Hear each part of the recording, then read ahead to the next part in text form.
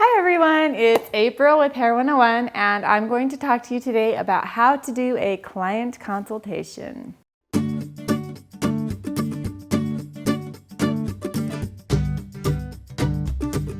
So first thing, obviously what you're trying to figure out when you're having a consultation is what the person wants. So that's what I ask them. So what do you want to do today? That's the first thing I always ask people. And then they start to talk and you need to just let them talk and kind of take some mental notes. Write it down if you have to, because they might just go completely off subject several times. But make sure that you're getting to the point of, the first thing I usually go is pretty simple, like, are we cutting, coloring, both? Sometimes even in the appointment, I've already figured that out. So when they sit down, I already know today we're doing a cut and a color. So then you start to get into more detail. I encourage my clients to bring pictures. I think visual is a great thing to have a target thing from. It's so easy to find a picture on the internet nowadays. I mean, you can have an idea or even just get an idea from something on Google, share the picture, print it out, Facebook it to me, message it to me, whatever. I love getting a picture. Sometimes they don't really know what they want and they just come and sit down and say, well, what do you think? And that's when you can kind of start to like play with some ideas, and you can even pull out some pictures of some ideas that you might think will be fun to try, and that can be really fun because you get to be a little bit more creative. And so I love it when my clients are open to that, but a lot of the time they'll bring in a picture. And so the next thing that you need to think about is, so you have what's on their head, and then you have this target picture usually, or what you guys decide on as the target picture.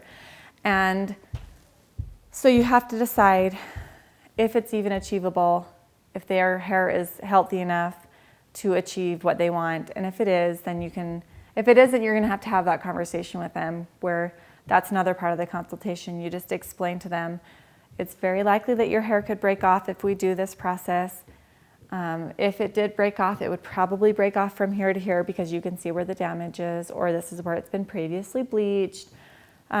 You need to know your stuff. You need to know what is acceptable, what is achievable, and what is not. So make sure you study up. I have a couple videos on color theory. I'm hoping to do more in the future. But yes, having a good firm foundation of knowledge for coloring will help you tremendously in your consultations and in your formulation.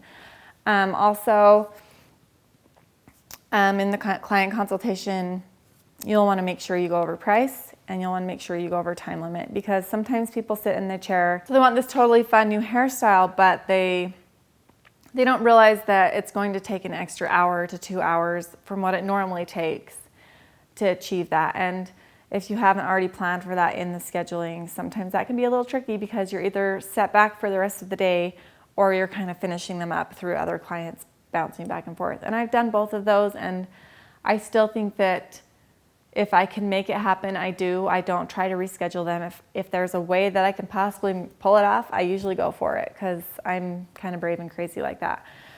So you're trying to decide for color where you are and where you're getting to, and then you'll have to formulate that on your own. Your client's not going to have to formulate that. They're just going to say, well, I know my hair's blonde, but I want it purple. So it's your job to know how to get that. So that's more of color theory that we'll talk about that. But you can be taking notes and kind of planning out what you're going to have to do to get that piece of hair that color.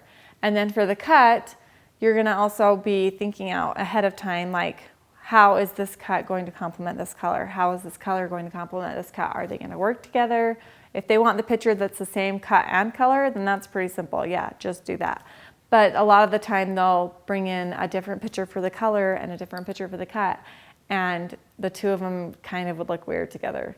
So you have to make sure that they would mesh and compromise. Sometimes it's just like, well, if we're cutting your hair this short, this dramatic 4-color melt maybe won't be a good idea. Maybe we'll do just 2 or 3 and kind of just do like a root, a mid-shaft, and an end, because your hair is not long enough to get all that craziness. So that's just an example. I'm kind of just helping you guys out with this. Okay, let's see. So yeah, you just want to make sure that you're both on the same page. You want to make sure that you both are on the same page as far as price, time limit, and what the desired results are. And also, I want to make sure that the stylists out there know that it's okay if you pull the color off and it's not the exact same as the picture. If it's still really pretty and you both like it, then it's possibly good enough if they're both happy. But if it's not quite what you guys were hoping for and they're kind of like, oh, it's not quite there, and you kind of feel the same way, it's okay to admit that there's something else you can do. Think, how can I fix this? So I've done that many times where you're drying it and you're like, okay, it's not quite there. Maybe it just needs to be toned. Maybe it needs to be completely bleached out again on the parts. Maybe you rinsed it too early. Just make sure that you can admit when you weren't, or when you were wrong. Make sure that you're able to admit when you're wrong. It shows maturity. It shows that you're professional. And I think that's a lot easier for someone to forgive if you're flat out telling them, you know what, I tried my best and it's not quite what I would like either. Can we reschedule for tomorrow and I will try, I know how to fix it, or I'll research how to fix it. And I think if we just put some more bleach on the roots again and let it lift a little bit longer, this would be fine. And then maybe we'll tone. Or maybe it's, I don't have time to fix this color today. Maybe there's some like bleeding, but I do have a quick fix bleeding video that you can watch. But if it's maybe something in the ombre that's like a really solid line that they need to break up, go through and just break it up a little bit with some bleach and then coloring it. You can figure out ways to kind of blend it in. Just be creative. And yeah, so admit when you're wrong, know what you're doing with the color theory, have a good firm base, foundation, and cutting too. And don't be afraid to try new things. If it's a haircut that you've never tried before, then just do your best and try to make it look, in the dry cutting, you can kind of do some more shaping and make it look a little bit better.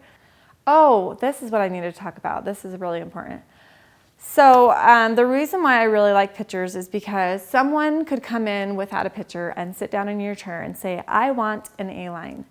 And you're like, awesome, I know exactly what an A-line is. I don't ever just stay with whatever they said. I usually try to word it in 3 different ways to make sure that we both understand what we're saying. So if someone sat down in my chair and said, I just want an A-line, I would say, all right, so you want the back to be nice and short and tight against your neck back here.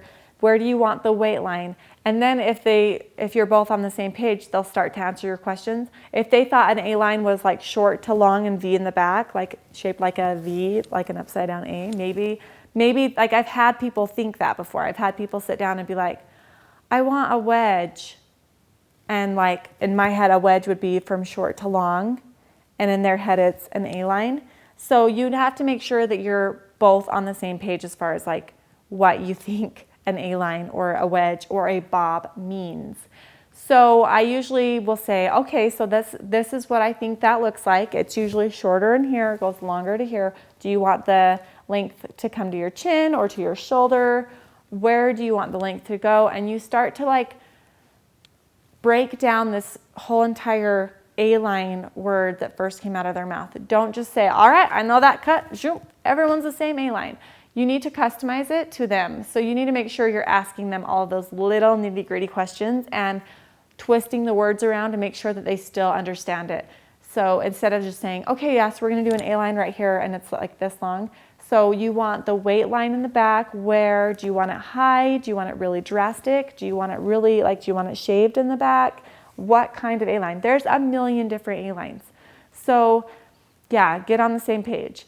And then the same with like, I want long layers. Well, long layers could mean several different things. That could mean the hair's long and has layers, or it could mean that the layers are really, really long, so you only have layers around the bottom. You need to make sure that you know what that means. Sometimes people want long layers and it's round layers. That's what I thought that they were, but then they wanted long layers, which you would pull everything up straight and be cutting everything, or like following the curve of the head. So you'd be like layering it all the same, not like a 90-degree cut. They're not going to know most of the time that that's what that's called. So you're going to need to make sure that you guys are bouncing ideas back off of each other. And as soon as you both agree, that's what I think the A-line should look like. Yeah, me too. Okay, let's do it.